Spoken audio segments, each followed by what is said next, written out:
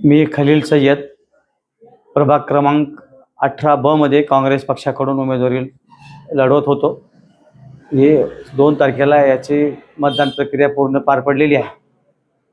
मतदान प्रक्रिया पार पडण्याच्या अगोदर या ठिकाणी उमेदवारांची फायनल अंतिम यादी लावली गेली नगर परिषदेच्या अधिकृत बोर्डवर माननीय निवडणूक निर्णय अधिकारी म्हणजेच उपविभागीय अधिकारी यांनी, आणि याच्यावरती माझं नाव जे होतं की म्हणजे अनुक्रमांक 5 वर दाखवण्यात आलं होतं आणि ही अंतिम यादी असं म्हटलं गेलं।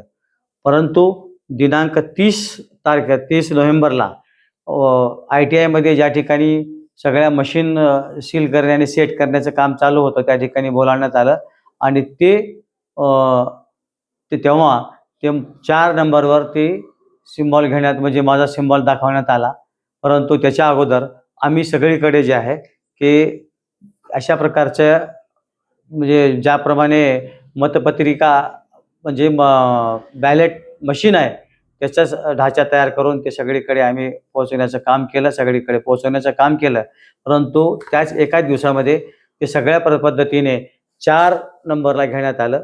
परंतु आत्ता असं सांगण्यात येत आहे की ही जी अंतिम यादी लावलेली आहे 28/11ला अशाच प्रकारची मतमोजणी होणार आहे। कारण अशा प्रकारची जर मतमोजणी झाली म्हणजे सिम्बॉल माझं आहे 4 नंबरला आणि नाव जर माझं मत याच्या इथे नाव 5 नंबरला असेल आणि तर ती माझी मतं जी आहेत ती ज्या 4 नंबरला जे उमेदवार असेल त्याला ती डायरेक्टली त्याला ते ट्रान्सफर होणार आहेत। म्हणजे हा एक प्रकारे मतचोरीचा प्रकार आहे।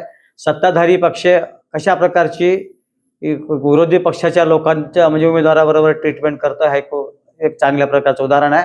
कारण की भारतीय जनता पक्षाचे लोक हे मुस्लिम एरियामध्ये घड्याळ चिन्हावरती त्यांना उमेदवारी देण्यात आली आणि लढवले गेले, ते निवडून आणण्यासाठी किती प्रकारचे त्यांच्या म्हणजे कुटील डाव रचला जात आहे याच्या प्रकारचा एक नमुना आहे।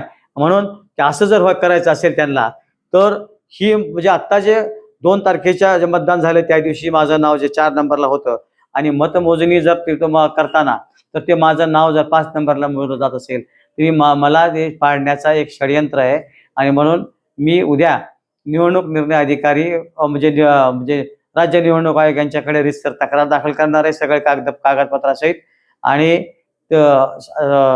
सिक्वेन्स बदलाची मागणी करणार आहे की मतमोजणी करताना की माझं नाव जे आहे की मतपत्रिकेवर जशा प्रकारचं बॅलेट मशीनवर होतं तशा प्रकारचं 4 नंबरला मोजण्यात यावं, अन्यथा की ते पुन्हा नव्याने निवडणूक घेण्यात यावी। आता जे प्रभाग क्रमांक 2, 7 आणि 14ला जी मतदान होणार आहे त्या दिवशी पुन्हा नव्याने मतदान घेण्यात यावे। तर या अशा प्रकारची मी म्हणजे रिट पिटिशन हायकोर्टामध्ये दाखल करणार आहे। कारण हा सरासर एक प्रकारचा अन्याय आहे आणि निवडून येणाऱ्या उमेदवाराला पाडण्यासाठी घातलेला घाट आहे। हे प्रकारची म्हणजे लोकशाहीमध्ये म्हणजे संविधानाने दिलेले अधिकार आणि केंद्रीय निवडणूक आयोग म्हणजे भारतीय लोकप्रतिनिधी कायदा 1951ची पूर्णपणे हे पायमल्ली आहे।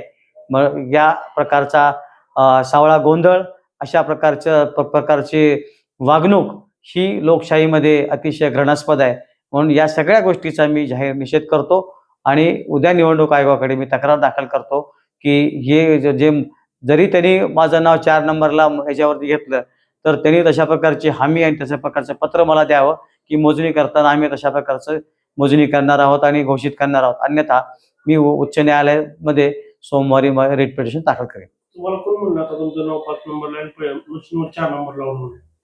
शासकीय यंत्रणेमार्फत मला आज कळालेलं आहे की जी यादी फायनल लावली गेली बोर्डावर तशाच प्रकारची मोजणी करण्यात येणार आहे। तुमची फायनल जी यादी नाव किती नंबरला होतं? फायनल यादीमध्ये 5 नंबरला होतं आणि मतदान मतदानाच्या म्हणजे बॅलेट मशीनवरती माझं नाव 2 नंबरच्या मशीनवरती माझं नाव 4 नंबरला होतं।